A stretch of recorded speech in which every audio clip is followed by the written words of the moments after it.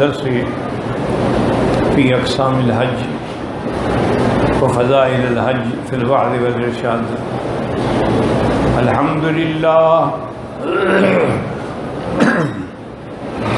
الحمد لله وكفى والصلاة والسلام على خاتم الأنبياء سيدنا وحبيبنا محمد المصطفى وعلى آله المجتبى وأصحابه النجبى. اللهم صل على سيدنا محمد النبي الأمي الهاشمي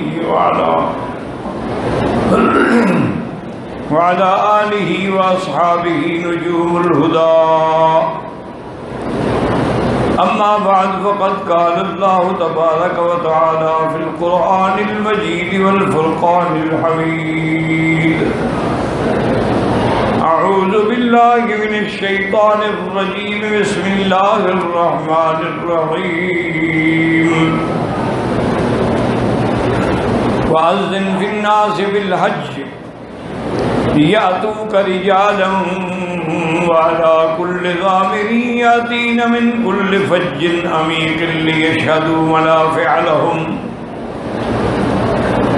قال النبي صلى الله عليه وسلم: العمرة إلى العمرة كفارة لما بينهما والحج المبرور ليس له جزاء إلا الجنة، أو كما قال النبي المصطفى صلى الله عليه وعلى آله وأصحابه وسلم. صدق الله العلي العظيم وصدق رسوله النبي الكريم، ونحن على ذلك من الشاهدين ومن الشاكرين، والحمد لله رب العالمين. رب اشرح لي صدري ويسر لي أمري واحلل عقدة من لساني يفقهوا قولي.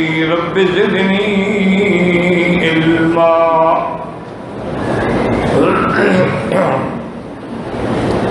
برادران اسلام، واجب الاحترام بزرگوں، دوستوں، بھائیوں، عزیز نوجوانوں، اللہ تبارک و تعالیٰ کے کلام مقدس میں چند آیات مبارکہ اور آقا انعامدار حبیب کبریا سیدنا محمد مصطفیٰ صلی اللہ علیہ وعلی آلہ وصحابہ وسلم تسلیما کثیرا کثیرا کہ فراوین مبارکہ میں سے ایک حدیث تلاوت کی ہے. دعا فرمائیں کہ اللہ تعالیٰ اس عاجز کو اہل صحت عافیت کاملہ عاجلہ دائمہ اور حق بات بیان کرنے کی توفیق عطا فرمائیں. آپ کو سننے سمجھنے کی، ہم سب کو حق پر چلنے کی توفیق عطا فرمائیں. میں نے اپنے سابقہ معروضات میں سب سے پہلے عمرے کا عرض کیا تھا اور اس کے بعد حج کا عرض کیا، اور ساتھ میں نے یہ بھی عرض کر دیا تھا کہ دنیا میں کوئی مذہب نے اپنی جو تقریبات اور جو عیدیں بنائی ہوئی ہیں ان پر کوئی دلیل پیش نہیں کر سکتا. اس میں کوئی ناراضگی والی بات نہیں ہے. مثال کے طور پہ ہندو ہیں، وہ دیوالی مناتے ہیں، کوئی دلیل؟ بھئی آخر ان کے بھی پاس کتابیں ہیں، وید ہیں، لیکن کوئی دلیل نہیں ہے. اسی طرح وہ جو کوئی ہولی ہولی کھیلتے رنگ پھینکتے ہیں، کوئی دلیل نہیں ہے. نصرانی ہیں، نصارہ ہیں، یعنی اس وقت دنیا میں یہود اور نصارہ کی بڑی قوت ہے، لیکن ان کے پاس بھی اپنی کرسمس منانے کی، یہ حضرت عیسیٰ علیہ السلام کے میلاد کی دلیل کوئی نہیں ہے.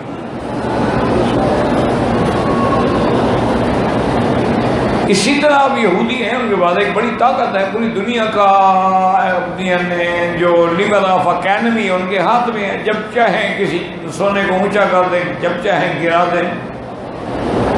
ساری مارکیٹ عالم کی ان کے ہاتھ میں ہے.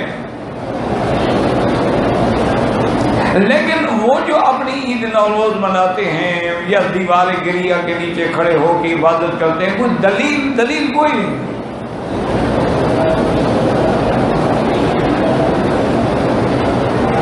اور ہو بھی نہیں سکتی، چونکہ اللہ کے قرآن میں ہے کہ وَمَن يَدْعُ مَعَ اللَّهِ إِلَٰهًا آخَرَ لَا بُرْهَانَ لَهُ بِهِ، جو اللہ کے سوا کسی اور کو الہ سمجھتے ہیں تو کوئی دلیل نہیں ہوتی۔ ٹھنڈے دل سے باتوں کو سمجھیں، خدا کرے کہ تمہیں کوئی دین کی بات سمجھ آ جائے، اور اللہ تبارک و تعالی ہماری حاضری جو ہے نا وہ کسی مقصد سے قبول ہو جائے، آمین۔ یہ تو حضرت اتنی بڑی عجیب نعمت ہے، آپ نے کبھی غور نہیں کیا۔ آپ سرسری طور پہ آتے ہیں، نمازیں پڑھتے ہیں، کعبہ شریف سبحان اللہ جی، روضہ شریف سبحان اللہ، بس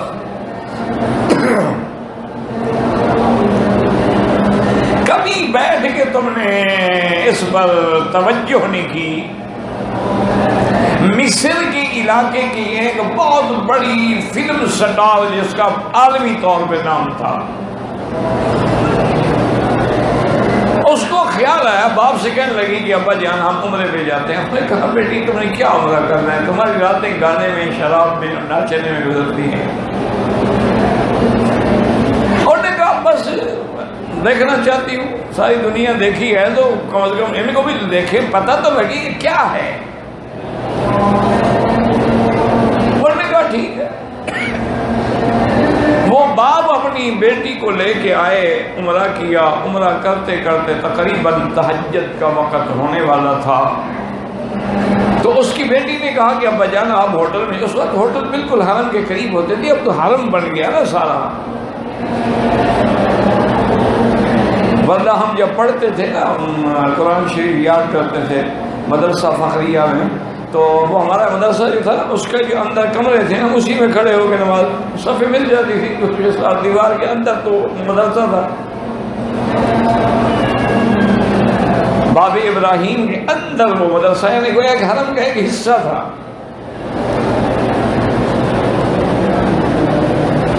یہ تو اب الحمدللہ الحمدللہ الحمدللہ اللہ ان کو توفیق دے، حکومت سعودیہ کو، ان نے جو حرمین کی خدمت کی ہے نا اس کا کوئی تصور نہیں ہے، اور یہ بچے ہوئے بھی اسی کی وجہ سے، یہ بھی ہمارا ایمان ہے۔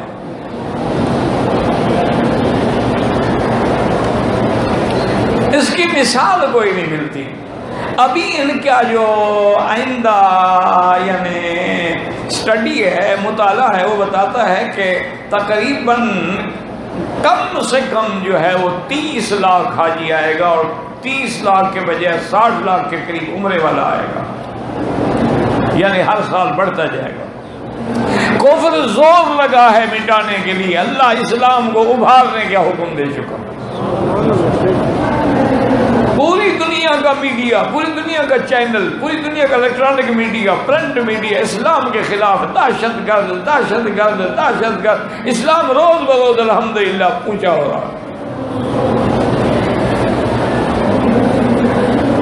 اس وقت یعنی تحقیق کر لیں پوری دنیا میں سب سے زیادہ بکنے والی کتاب جو ہے وہ اللہ کا قرآن ہے۔ پوری دنیا سے کنٹینر بھرے ہوئے جاتے ہیں، اور 4 دن کے بعد قرآن نہیں ملتا۔ لوگ اس بات پہ آ گئے کہ بھئی آخر کیا بلا ہو گئی، یہودی بھی اس کے خلاف ہیں، نصرانی بھی خلاف ہیں، ہندو بھی خلاف ہیں، بدھ بھی خلاف ہیں، لادین بھی خلاف ہیں، کمیونزم بھی خلاف ہیں، آخر ہے کیا قرآن کے اندر؟ جب پڑھتے ہیں الحمدللہ خود مسلمان ہو جاتے ہیں۔ سبحان اللہ۔ تو اس لیے میں عرض کر رہا ہوں کہ بعض کا ابا جانا آپ جائیں ہوٹل میں آرام کریں، بوڑھے آدمی تھک گئے تو میں یہاں بیٹھ جاتی ہوں، اور ابھی تہجد کی اذان ہونے والی ہے، اور اس کے 1 گھنٹے کے بعد فجر کی اذان ہوگی، تو آپ نماز میں آ جائیے گا، نماز پڑھ کے تو پھر ہم ہوٹل میں چلے جائیں گے۔ اس نے کہا ٹھیک۔ اس نے کہا کہ حجر اسود اور رکن یمانی کے درمیان میں پڑھا کرتی تھی کتابوں میں کہ حضور یہاں اکثر عبادت فرماتے تھے، میں بھی ان کے درمیان میں آ کے بیٹھ گئی اور عبادت مجھے کچھ آتا ہی نہیں تھا، نہ پڑھنا نہ پڑھانا نہ قصہ نہ کہانی، بس میں کعبۃ اللہ پہ نظر جما کے بیٹھ گئی اور ایسے اس پہ میں نے غور کیا اور فکر کیا اور تدبر کیا، معلوم مجھے ہوا کہ کعبہ میرے دل کے اندر اتر رہا، ادھر تکبیر اذان ہوئی اور ادھر فوراً میں نے کلمہ پڑھا، میں نے کہا یا اللہ میری ہر گناہ سے توبہ ہے، میں تیرے دروازے پہ تیرے نام کو گواہ بنا کے توبہ کر رہی ہوں۔ والد آئے، نماز پڑھی، انہوں نے کہا بیٹی تھکے، انہوں نے کہا نہیں اب بیٹھے ہیں، اشراق پڑھ کے جائیں گے، اشراق پڑھ کے نکلی، اس نے کہا ابا جان پہلے مارکیٹ چلیں، میرے لیے میں نے برقع خریدنا ہے اور آج کے بعد میں نے گناہوں سے اور فلم سے اور ایکٹنگ سے اور ڈانس سے اور شرابوں سے توبہ کر لی ہے۔ الحمدللہ اس وقت اس کا لڑکیوں کا سب سے بڑا تحفیظ کا کامیاب مدرسہ چلا رہی ہے، ایک طوائف ہے، فلم سٹار ہے، تم تو ماشاءاللہ حاجی صاحب ہو، تمہارے اندر کیوں نہیں انقلاب پیدا ہوتا؟ معنی یہ ہے کہ تم نے اس نظر سے کعبے کو دیکھا ہی نہیں۔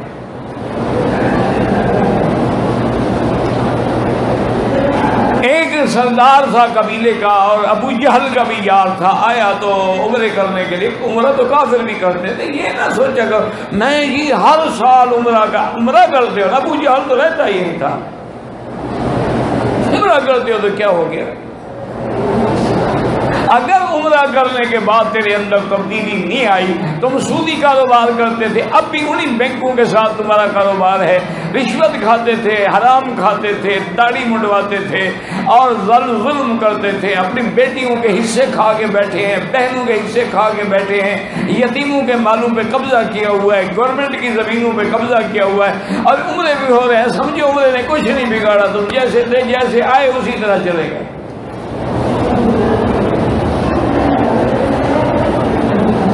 آدمی پڑھنے کے لیے، ہمارے بچے جاتے ہیں یورپ میں جاتے ہیں، لندن میں، امریکہ میں، ادھر ادھر جاتے ہیں، واپس آتے ہیں، ان کا لباس بھی انگریزی، بول چال بھی انگریزی، ان کا طور طریقہ بھی انگریزی، اٹھنا بیٹھنا بھی انگریزی، کھانا پینا بھی انگریزی، اور جناب وہ اب کرسی ٹیبل کے بغیر بیٹھ کے کھانا نہیں کھا سکتے ہیں، اور اسی طرح وہ بائیں ہاتھ سے چھری پکڑتے ہیں، دائیں ہاتھ سے کانٹے پکڑتے ہیں، ان پر تو اثر ہو جاتا ہے کافر کی تہذیب کا، تم مکے مدینے میں آتے ہو محمدی تہذیب کا، تجھ پہ کوئی بھی اثر نہیں ہوتا۔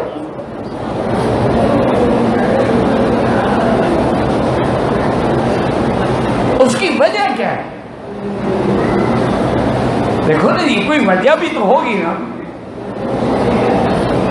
کہ ہم آئیں، طواف کریں، عمرے کریں، صفا دوڑیں اور باقاعدہ لبیک پڑھیں، ربنا آتنا پڑھیں، اور اس کے بعد مینا جائیں، جب واپس جائیں جیسے آئے تھے اسی طرح جا رہے ہیں، اور بعض تو خیر جتنے بھی نمازیں چھوڑ دیتے ہیں، اور بعض ماشاءاللہ یہاں بھی چھوڑ کے ماشاءاللہ کوئی عزیزیہ میں اور کوئی جناب آبادی میں اور کوئی کسی مقام پہ اپنے ہوٹلوں میں سوئے ہوئے ہیں، مسئلہ پوچھ لیا ہے انہوں نے کہ جناب 1 کا لاکھ ہر جگہ ملتا ہے، ہاں جی ہر جگہ ملتا ہے ماشاءاللہ، ایک مرغی کھاؤ تو اس کا بھی لاکھ ملے گا۔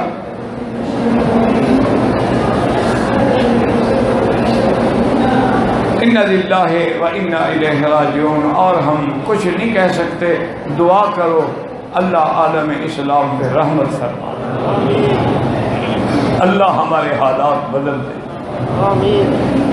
اور حیرت ہوتی ہے کہ یہودی یہودی کا یار ہے، ہندو ہندو کا یار ہے، لیکن مسلمان مسلمان کا دشمن۔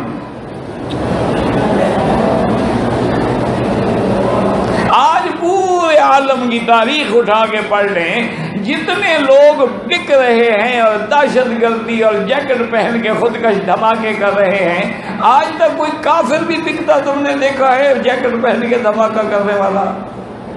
یہ سارے مسلمان کیوں ہیں؟ کیا بلا ہو گئی ہے آخر ان کو؟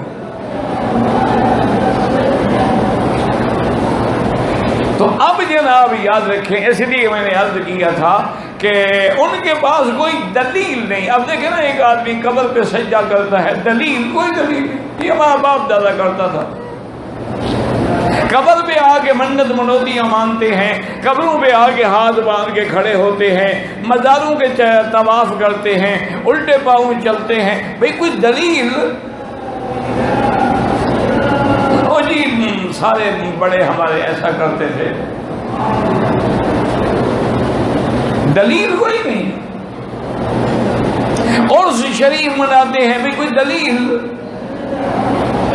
بزرگوں کے مزار پہ قوالیاں ہوتی ہیں، حجرے ہوتے ہیں، طوائفیں گانے والی آتی ہیں، یہ ثواب پہنچ رہا ہے بزرگ کی روح مبارک کو؟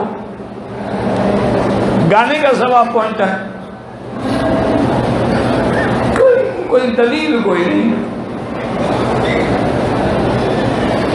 اچھا بھی میلاد شریف مناتے، کوئی دلیل؟ بچی دیکھیں نا، اگر ہم محبت میں آ کے گلیاں روشن کرتے ہیں، دیے جلاتے ہیں، بجلیاں لگاتے ہیں، مٹھائیاں بانٹتے ہیں، تو پتہ نہیں مگر وہابیوں کو تکلیف کیوں ہوتی ہے؟ یعنی ان کا مذہب اگر سے شروع ہو کے مگر پہ ختم ہو جاتا ہے. نہ قرآن پڑھیں گے نہ حدیث. او جی اگر ہم کرتے ہیں تو مگر آپ کو کیا ہوتا ہے؟ بھئی اگر کوئی طواف کے 7 چکر کے بجائے 8 کا عقیدہ بنا لے تو مگر کیا ہوتا ہے؟ اگر صفا کے بجائے مروہ سے دوڑنا شروع کر دو مگر کیا ہوتا ہے؟ اگر سارے کام کرو عرفات نہ جاؤ تو مگر کیا ہوتا ہے؟ اگر سارے کام کرو اور نیت ہی نہ کرو تو پھر مگر کون سا دین ہے؟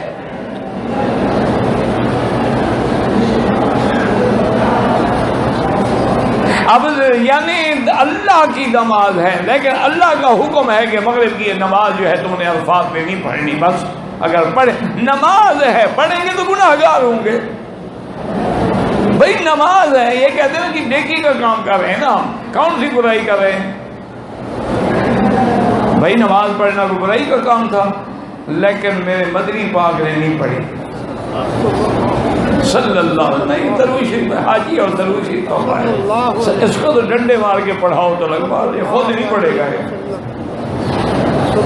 عادت ہی نہیں بنی. ابھی میں اگلی صف دیکھ رہا تھا، میرے سامنے جو کھڑی تھی ماشاءاللہ، ایک آدمی آگے کھڑا ایک آدمی پیچھے کھڑا، یہ سب بنائی گئی. یہ پتہ نہیں کون سی نماز ہے. بھائی جگہ تنگ ہے، نہ کھڑے ہوں، چھوڑ دے پیچھے چل جاؤ. جب سب تم نے ٹیڑھی کر دی تو لا ينظر، اللہ اس میں نظر ہی نہیں ڈالتے. اور جب سب ٹیڑھی ہو جائے تو حضور نے فرمایا اللہ تمہارے دلوں کو ٹیڑھا کر دیں گے. ایک ادھر کھڑا ہے ایک ادھر کھڑا ہے. اچھا حاجی صاحب اکیلا جو کھڑا ہے یہ ستون ہل جائے گا، حاجی صاحب نہیں ہلے گا. بھئی تم اکیلے کھڑے ہو، آگے جگہ پڑی ہے، صف کے اندر جا کے مل جاؤ. نہیں بس کھڑا ہے. اور جی میں نے اللہ اکبر کہا، اسی طرح چلتے جاؤ، نماز میں چلتے جاؤ، کیا ہو جائے گا؟ اکیلے کھڑے ہو کے تو نماز نہیں ہوتی. حتیٰ کہ فقہاء نے اتنا بھی حکم لکھا ہے کہ اور کسی آدمی کی توقع نہیں ہے، اگلی صف والے کا قمیص پکڑ کے اس کو کھینچ لو پیچھے، تاکہ وہ تو کم سے کم تو 2 آدمی کھڑے ہوں. نہیں سب آدمی بیٹھے جو مرضی آئے کرو. اچھا ابھی تمہیں پتا ہے کہ یہ سامنے راستہ ہے، جب تم راستے پر نماز پڑھو گے تو لوگ تو گزریں گے نا. تو گناہ گار تو نماز پڑھنے والا ہے، گزرنے والا تو نہیں ہے. تم نے راستہ روکا ہوا ہے. کچھ ان کو تو کوئی مسئلہ نہیں ہے نا، یہ تو بیچارے بس آ گئے ہیں ماشاءاللہ. حج پیکج ہے نا جی ان کا، یہ حج کرنے تھوڑے ہیں. کسی کا 5 سٹار پیکج ہے اور کسی کا 4 سٹار پیکج ہے، اور اس کے بعد جناب سارا دن کھانے پہ بحث ہوتی. اچھا تمہیں صبح ناشتے میں کیا ملتا ہے؟ نہیں چلو سارے حاجی بیٹھے ہو، میں تو 1.5 ٹکے کا آدمی بھی نہیں ہوں. آپ مجھے بتا دیں حضور پاک نے کبھی زندگی میں ناشتے میں پراٹھا کھایا؟ ثابت کر دو نا، میں تمہاری بیعت کر لوں گا.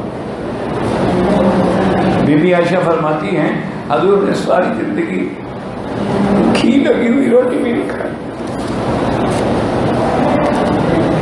صلی اللہ علیہ وسلم. بی بی عائشہ فرماتی ہیں کہ ما شبع آل محمد تمر قط الا بعد فتح خیبر بدری کے گھر والوں نے کھجوریں بھی پیٹ بھر کے نہیں کھائی جب تک خیبر فتح نہیں ہوا۔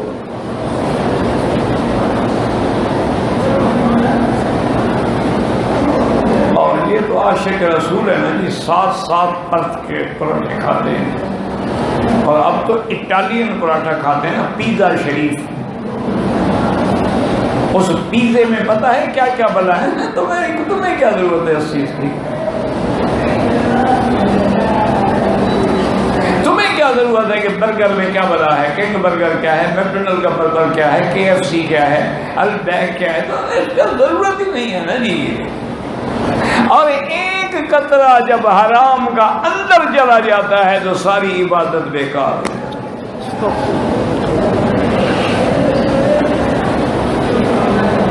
ساری نمازیں اور تہجدیں بیکار ہیں، کوئی بے اثر ہیں۔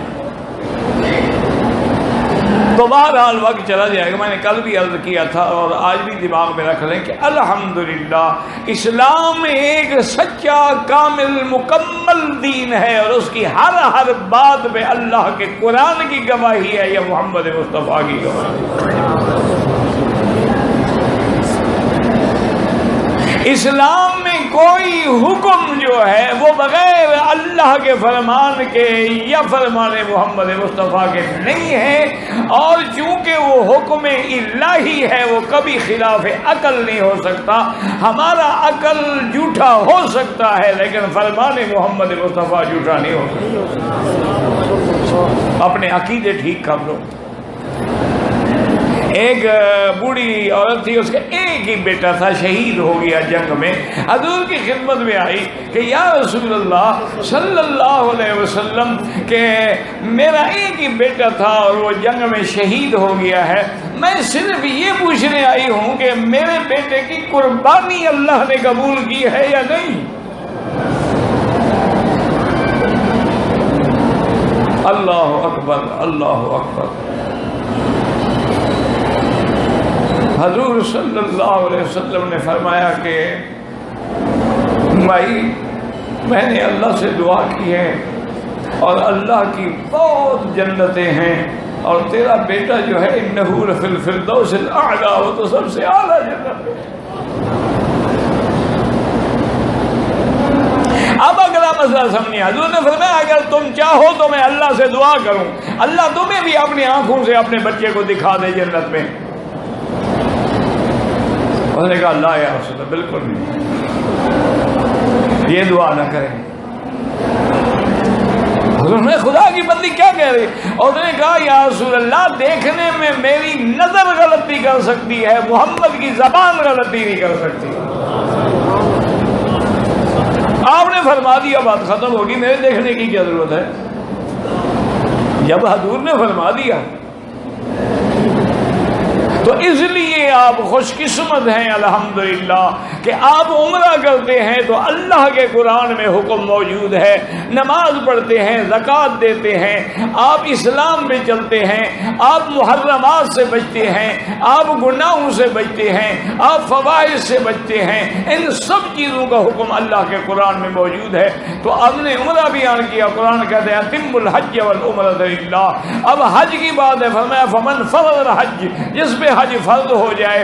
حج کے مہینے فرمایا الحج اشہر معلومات، حج کے 3 مہینے ہیں، اور اس کے بعد یہ بھی بتلایا گیا کہ اگر ہم نے طواف کرنا ہے فرمایا وَلْيَطَّوَّفُوا بِالْبَيْتِ الْعَتِيقِ، اس کے بعد نماز پڑھنی ہے فرمایا وَاتَّخِذُوا مِن مَقَامِ إِبْرَاهِيمَ مُصَلًّى، اور اس کے بعد جناب ہم نے سعی دوڑنی ہے إِنَّ الصَّفَا وَالْمَرْوَةَ مِن شَعَائِرِ اللَّهِ، اس کے بعد ہم نے مینا جانا ہے فلما بلغ معه السعي قال يا بني إني أرى في المنام أني أذبحك، ہم نے عرفات جانا ہے فرمایا اذا افضتم بعرفات، جب تم عرفات سے آؤ قرآن موجود ہے، اور مزدلفہ میں آنا ہے فرمایا واذکروا اللہ عند المشعر الحرام، مزدلفہ میں آ کے اللہ کا ذکر کرو، اس کے بعد ثم افیضوا الی افاض الناس، اب چلو مینا کی طرف۔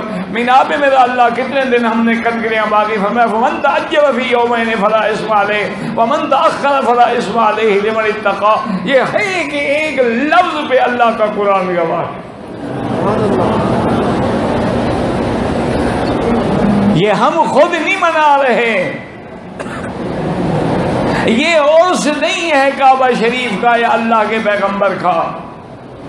یہ دھمال نہیں ہے کہ جناب وہ قوال جو گایا تھا ان کو دھمال آ گیا یا پاگل ہو گیا. یہ پاگل ہو گیا تو حجت کیا ہے دین میں؟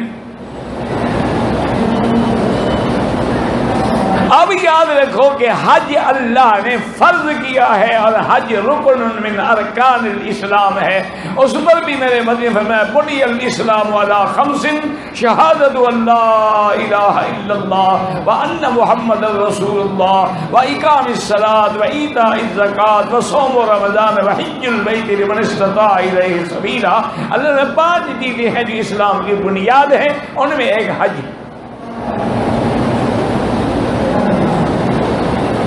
اور یہ بھی اللہ کے نبی نے فرما دیا. اور تو نے کہا کہ یا رسول اللہ جب جہاد میں اتنا بڑا ثواب ہے تو ہم جہاد کریں. فرمایا جہاد کن الحج، عورتوں کے لیے حج جو ہے یہی جہاد ہے.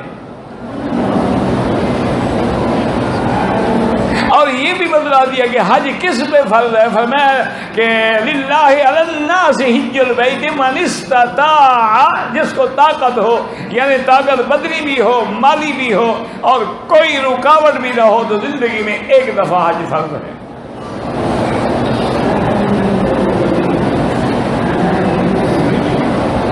اور حاجیوں میں تمہارے خدمت میں مبارکباد پیش کرتا ہوں. اللہ نے تمہیں کعبہ ایسا دیا کہ جس کے مقابلے پہ کوئی گھر نہیں ہے، کوئی ہے دنیا میں. اور نبی ایسا دیا جس کا کوئی مقابل نہیں، جس پہ نبوت انتہا ہو گئی. اللہ اکبر اللہ اکبر. اور اللہ تبارک و تعالی نے تمہیں قرآن ایسا دیا ہے کہ پوری دنیا میں اس کے مقابلے میں کتاب کوئی نہیں. اللہ نے دین ایسا دیا ہے کہ اس کے مقابلے پہ کوئی دین اور شریعت نہیں. اللہ نے قرآن کا گھر کون سا دیا ہے؟ اول بیت وضع للناس للذی ببکۃ مبارکا وہدی للعالمین.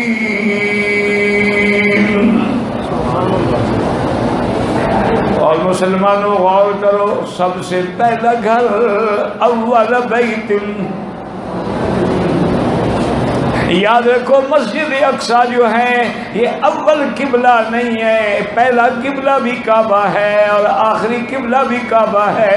وہ تو درمیان میں کچھ عرصے کے لیے مسجد اقصیٰ کو اللہ نے کعبہ قرار دیا تاکہ قیامت تک کوئی بت پرست اعتراض نہ کر سکے کہ اگر ہم پتھروں کے بت پوجتے ہیں تو آپ بھی تو پتھر کے کوٹھے کو پوجتے ہیں.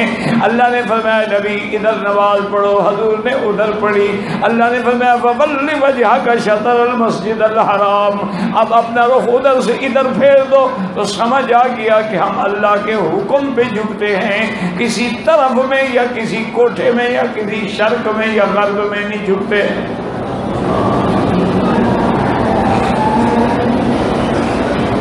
اللہ اکبر. تو سب سے پہلا قبلہ بھی یہی ہے. چونکہ حضور جب دعا مانگتے تھے اللہ نے دعا قبول فرمائی تو اللہ نے یہ بھی فرما دیا قد نوى وجهك التقلب في السماء فلنولينك قبلة ترضاها. ہم آپ کو قبلے کی طرف پھیر رہے ہیں. معلوم ہے یہ قبلہ پہلے بھی یہی قبلہ تھا.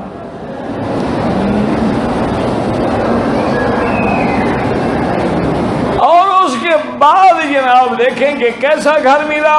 فرمایا ہدی للعالمین. اور نبی کیسا ملا؟ فرمایا وما ارسلناک الا رحمۃ للعالمین.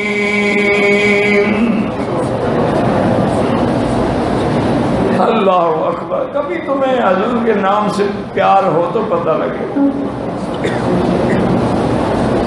اور یاد رکھو حضور کے نام میں بھی خوشبو ہے، جسد میں بھی خوشبو ہے اور آپ کے پسینے میں بھی خوشبو ہے. اور مدینے کی جس گلی سے میرے مدنی گزر جاتے تھے وہ گلیاں بھی خوشبو والی ہو جاتی تھی. کہہ دو صلی اللہ علیہ وسلم۔ اور دیکھیں نا جی شان کیسی، کبھی غور کیا کرو نا، الحمدللہ رب العالمین، وہ انسانوں جنوں کا سب کا رب ہے، اور کعبہ میرا اللہ کس کے لیے؟ فرمایا ھدی للعالمین، یہ بھی انس و جن سب کے لیے مرکز ہدایت ہے، اور مدنی پاک فرمایا رحمت للعالمین۔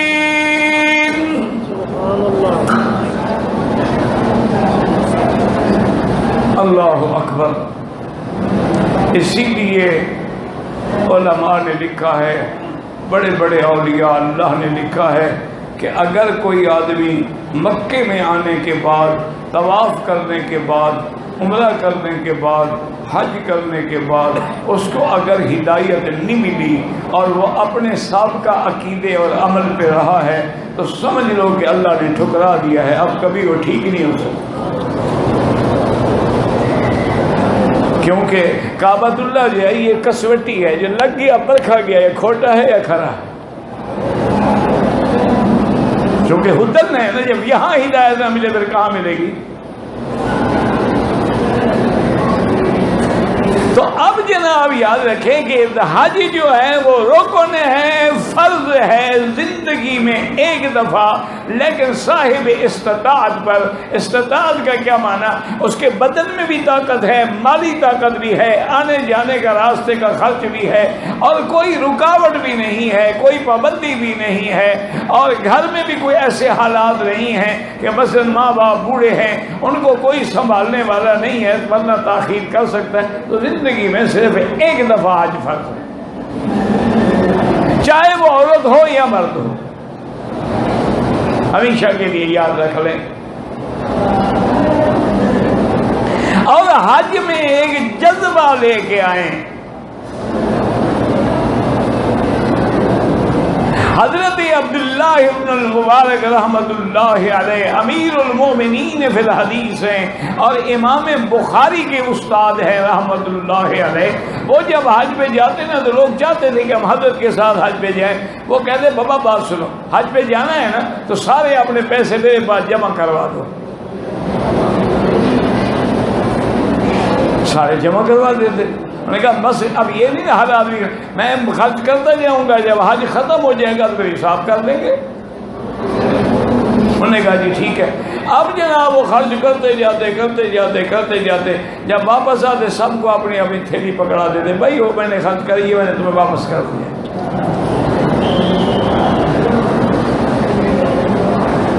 ہمارے مولانا اعزاز علی صاحب تھے رحمت اللہ علیہ، دارالعلوم دیوبند کے بہت بڑے علماء میں تھے، شاید میرے والد صاحب کے بھی استاد ہوں، اللہ عالم، میں تو نہیں دیکھا نا۔ وہ جو کہتا نا جی حاجی کے حضرت ہم آپ کے ساتھ حج، فرمایا ہاں بھائی ایک شرط سے حج پہ چلوں گا کہ مجھے امیر بناؤ گے۔ وہ سارے کہتے حضرت آپ کو امیر نہیں بنائیں گے تو اور کس کو بنائیں گے؟ تو جب چلتے کوئی کسی کا کام کرے بیٹھ جاؤ، میں امیر ہوں، میرے حکم سے کام ہوگا۔ امیر کا معنی یہ ہے کہ میں کام کروں۔ امیر خادم القوم ہوتا ہے، امیر اس لیے نہیں بنتا کیا کر کے بیٹھا رہے اور لوگ اس کے پاؤں دباتے رہیں، ہر حاجی کی خدمت کرتے ہیں۔ اب یاد رکھ لیں انشاءاللہ کہ حج فرض ہے، لیکن کس پر فرض ہے؟ مسلمان پہ ہے، کافر پہ نہیں، عاقل پہ ہے، پاگل پہ نہیں، بالغ پہ ہے، نابالغ پہ نہیں، آزاد پہ ہے، کسی غلام پہ نہیں۔ یہ یاد رکھ۔ اچھا، اور حج جو ہے اس کی 3 قسمیں ہیں۔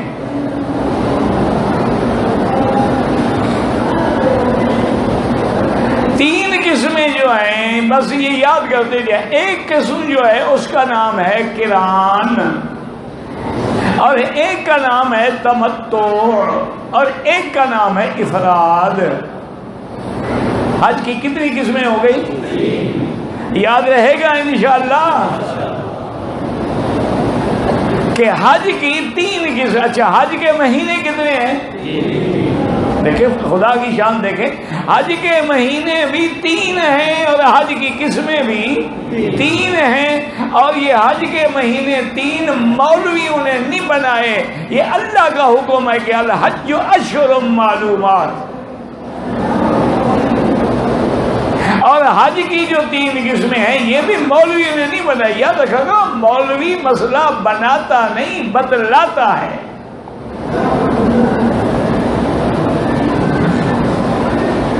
مولوی مسئلے بتاتے ہیں، بناتے ہیں، جو بناتے ہیں وہ مولوی نہیں ہیں، وہ کوئی اور بلا ہے۔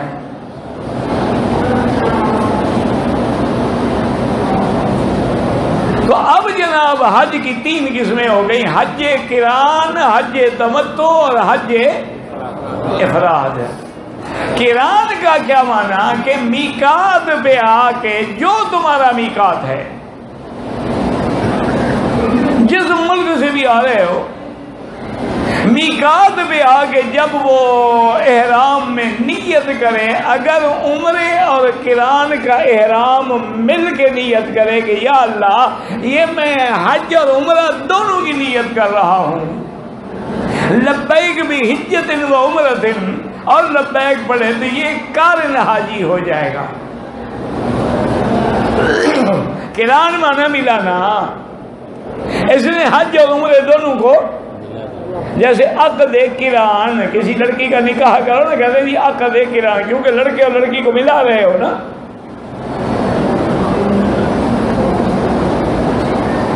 اور جناب یہ ہے کہ جب وہ مکے میں آ جائے گا، طواف کرے گا، صفا مروہ دوڑے گا، لیکن احرام نہیں کھولے گا، کیونکہ اس نے حج اور عمرے دونوں کا سمجھ آ رہی ہے کہ نہیں آ رہی؟ اچھا، حج قارن کے لیے طواف قدوم جو ہے وہ بھی سنت ہے، یعنی اس طواف عمرے والے کے علاوہ۔ اور دوسرا حج کیا ہے؟ حج تمتع۔ تمتع کا معنی کیا ہے کہ حج کے مہینوں میں شوال ہے، ذی القعدہ ہے، ذی الحج ہے، وہ صرف عمرے کی نیت کر کے آئے اور مکے میں آنے کے بعد عمرہ کر کے احرام کھول دے۔ اب کپڑے پہن لیے، پھر جب 8 ذی الحج ہوگی تو انشاءاللہ پھر حج کا احرام باندھ کے مینا جائے گا۔ اس کو کہتے ہیں تمتع۔ تمتع کا معنی فائدہ اٹھانا، نفع اٹھانا۔ تو اب یہ درمیان میں جو کپڑے پہنے ہیں، کھا پی رہا ہے، خوشبو لگائے، نفع اٹھا رہا ہے۔ اور ایک حج افراد ہے، کیا معنی؟ جب میقات پہ آئے تو صرف حج کی نیت کرے، یہاں آنے کے بعد وہ عمرہ کرے گا، یعنی طواف کرے گا، صفا دوڑے گا، سب کچھ کرے گا، احرام نہیں کھولے گا، کیونکہ وہ حج کا احرام ہے، حج کے بعد کھولے گا۔ اب انشاءاللہ یاد رکھ لیں، اللہ کو منظور ہے، خدا کرے، کہ حج کی کتنی قسمیں ہو گئی ہیں؟ کون سی؟ قران، تمتع اور افراد۔ اب امام ابو حنیفہ رحمۃ اللہ علیہ فرماتے ہیں کہ حج قران افضل ہے، اور امام احمد بن حنبل رحمۃ اللہ علیہ جو یہاں کے امام ہیں، کیونکہ اس ملک کا ساری کتابیں اور فقہ جو ہے، عدالت جو ہے، قضاء جو سب فقہ حنبلی پر ہے۔ اما ائمہ اربعہ سے باہر کوئی بھی نہیں ہے۔ یہ لوگ ایک دوسرے کو خواہ دھوکہ دیتے ہیں، ورنہ تاریخ عالم گواہ ہے کہ یا آدمی مجتہد ہوگا یا مقلد ہوگا، تیسری قسم ہے ہی نہیں۔ یا تو اتنا بڑا عالم ہے وہ خود مجتہد ہے، اس کو بھی ضرورت ہی تقلید کی، یا وہ مجتہد ہوگا یا مقلد ہوگا۔ تیسری قسم کا مجھے ایک آدمی بتا دو جو کہے کہ نہ میں مجتہد ہوں نہ میں مقلد ہوں۔ تو اب جناب سمجھیں کہ امام ابو حنیفہ رحمۃ اللہ علیہ فرماتے ہیں کہ حج قران افضل، امام احمد بن حنبل رحمۃ اللہ علیہ فرماتے ہیں کہ حج تمتع افضل، امام شافعی رحمۃ اللہ علیہ فرماتے ہیں حج افراد افضل ہے۔ اب یہی کہتے ہیں، دیکھو جی ہر امام اپنی اپنی بات کہہ رہا ہے۔ بات کو سمجھیں، امام صاحب فرماتے ہیں کہ حضور پاک نے خود کون سا حج کیا ہے؟ قران۔ تو فرماتے ہیں میرا ایمان ہے کہ میرا مدنی بھی افضل، نبوت بھی افضل، کتاب بھی افضل، شریعت بھی افضل، اور آپ نے جو حج کیا وہ حج بھی افضل۔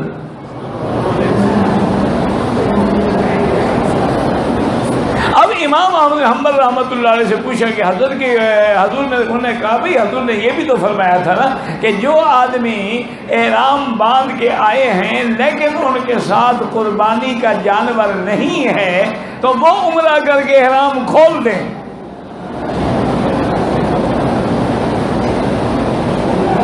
اگر ان کے ساتھ قربانی کا جانور ہے تو احرام نہ کھولیں، لیکن نہیں ہے کھول دیں، پھر 8 کو حج کا احرام باندھیں۔ تو صحابہ نے آگے عرض بھی کیا، انہوں نے کہا یا رسول اللہ 4 ذی الحجہ ہے اور 4 دن باقی ہیں، اگر ہم نے احرام کھول دیا تو پھر ہر آدمی اپنے اپنے خواہشات میں اور بیوی اور یہ اور وہ ادھر لگ جائے گا۔ آپ نے فرمایا کہ اگر مجھے پتا ہوتا تو میں بھی تمتع کرتا۔ ایک نفع ہے، فائدہ ہے، تو رعایت قبول نہیں کر رہے ہو۔ اگر مجھے پتا ہوتا تو میں بھی تمتع کرتا، لیکن چونکہ میں اپنے جانور ساتھ لے آیا ہوں میں احرام نہیں کھول سکتا۔ تو اس لیے امام احمد بن حنبل فرماتے ہیں کہ حضور کی تمنا تو یہی تھی نا کہ اگر مجھے پتا ہوتا تو میں تمتع کرتا، تو لہذا تمتع افضل ہے۔ سیدنا علی رضی اللہ عنہ یمن سے آئے اور میرے مدنی محمد مصطفیٰ مدینے سے آئے۔ اللہ کی شان یہ ہے کہ بی بی فاطمہ الزہرا نے چونکہ احرام کھول لیا تو عمرہ کر لیا، طواف کر لیا، صفا دوڑ لی، بال کٹا لیے، تو اس دور میں جو کچھ تھا اچھا کپڑا پہن لیا، تیل لگا لیا، کنگھی وغیرہ کر لی خامد کے استقبال کے لیے۔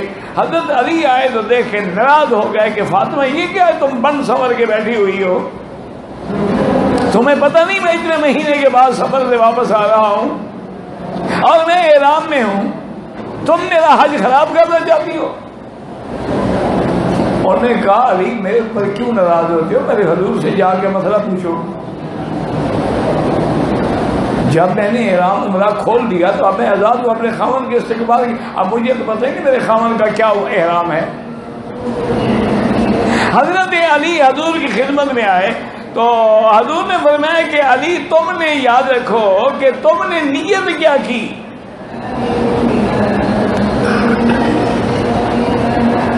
انہوں نے کہا یا رسول اللہ جب میں میقات پہ آیا تو مجھے تو پتہ نہیں تھا نا کہ آپ مدینے سے آ رہے ہیں کہ آپ کی کیا نیت ہے، تو میں نے یہی نیت کی کہ یا اللہ میری وہی نیت ہے جو محمد مصطفیٰ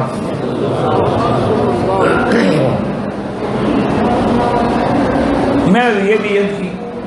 اب میں کچھ جانور بھی لائے ہو؟ تو حضرت علی نے عرض کیا کہ ہاں یا رسول اللہ میں جانور اپنے لیے بھی لایا ہوں، آپ کے لیے بھی لایا ہوں، اور اب آپ احرام نہیں کھول سکتے، آپ قارن ہو۔ اور یہاں یہ مسئلہ بھی سمجھ لیں کہ حنابلہ رحمۃ اللہ علیہم کے نزدیک اور اسی طرح علماء اہل حدیث کے نزدیک قران ہو ہی نہیں سکتا جب تک کہ قربانی کا جانور ساتھ نہ لے آئے۔ وہ کہتے ہیں حضور قارن تھے تو قربانی کا جانور ساتھ رہے تھے، اگر ساتھ نہ ہو حضور نے حکم دے دیا تھا کہ احرام کھول دو۔ لیکن امام ابو حنیفہ رحمۃ اللہ علیہ فرماتے ہیں کہ اس طرح تو ہم نے حج قران کو ہی ختم کر دیا ہمیشہ کے لیے جو حضور نے حج کیا تھا، کہ اب ہوائی جہاز میں کون بکریاں ساتھ لے آئے؟ تو اس کا معنی ہے کہ پوری دنیا سے قران ختم کر دیں کہ کوئی مال تو اب تو کوئی جانور لے آئے تو مدینہ شریف شاید لے آئے، لیکن باہر کے ملکوں والے بیچارے کیسے لے آئے؟ امام صاحب فرماتے ہیں کہ جانور لانا جو ہے اس کا مقصود کیا ہے؟ ذبح ہونا ہے اللہ کے نام پہ۔ ایک آدمی جانور لے آیا، ذبح نہیں ہوا تو کیا دم ادا ہو جائے گی؟ تو مقصد ذبح ہونا ہے، ہم نہ لے آئے، جیسے حضرت علی لے آئے تو حضور نے قبول فرمایا۔ اب اگر بینک لے کے یہاں کھڑا کر دیتے ہیں یا منڈیوں میں مال پہلے سے موجود ہے، انہوں نے کہا یہ گویا کہ ہم لے آئے، تو بہرحال گزارش یہ ہے کہ امام ابو حنیفہ رحمۃ اللہ علیہ کے نزدیک قران افضل ہے، اور امام احمد بن حنبل کے نزدیک تمتع افضل ہے، اور امام شافعی فرماتے ہیں افراد افضل ہے۔ صرف حج، ان سے کوئی حضرت کیسے؟ انہوں نے کہا اللہ نے حج فرض کیا ہے، عمرہ بھی فرض کیا ہے۔ انہوں نے فرمایا کہ فرض حج ہوتا ہے، عمرہ بھی فرض ہے، جب اللہ نے حج فرض کیا تو وہی افضل ہے، عمرہ تو اس کے تابع ہے۔ تابعوا بین الحج والعمرہ، اتموا الحج والعمرۃ للہ۔ تو اس لیے اب دیکھیں امام اپنی طرف سے کہہ رہے ہیں اور ان کے بعد دلیل ہے قرآن و حدیث سے۔ اس لیے رحمت اللہ علیہم کسی کے بارے میں دل میں کبھی کوئی برا خیال نہ رکھنا۔ اچھا باقی یہ ہے، دعا یہ کرو کہ جو بھی حج ہمیں نصیب ہو، قران ہے، افراد ہے، تمتع ہے، بس دعا کرو کہ اللہ تبارک و تعالی قبول فرمائے۔